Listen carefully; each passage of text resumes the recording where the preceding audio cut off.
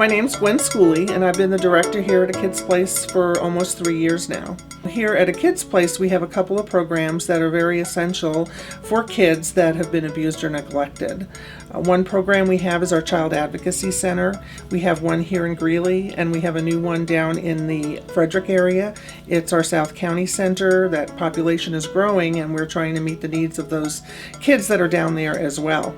So we see about 303 kids we saw last year. We work with their parents and caregivers as well. Kids come here to our center. It's very child focused.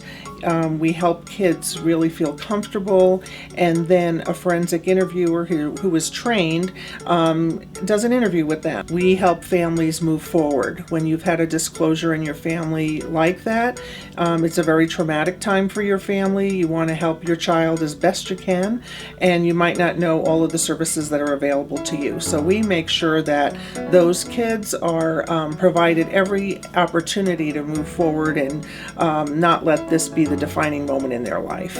The other program that we have here at A Kids Place is called CASA, Court Appointed Special Advocates. The CASA program trains and recruits 50 to 60 community volunteers every year, and those community volunteers work with kids that are in the dependency and neglect cycle, have been through the court system, and maybe they're in foster care or they're in their biological home, but there is a court case open to help them move on to a better future. That CASA volunteer works very closely with that child, visits them, gets to know them, helps understand what could help their future be brighter, and writes a report to the court. Helps everybody involved in the case, the court, as well as the caseworkers, the attorneys, anybody involved in the case, gives them information in the best interests of the child of what would help that child most in the future.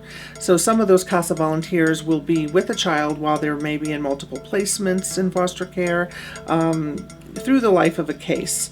And what we find nationwide in the CASA program is that kids who have had a CASA volunteer through that process usually are in a permanent placement sooner.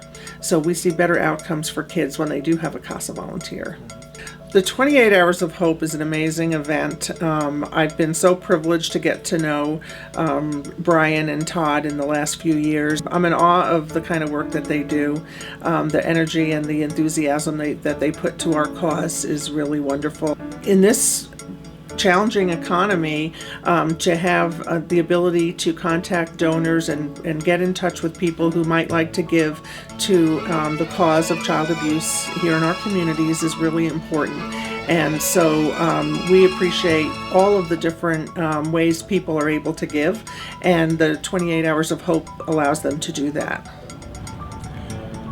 Kids don't deserve abuse. All kids deserve a hero. Be a hero. Give what you can to the 28 Hours of Hope.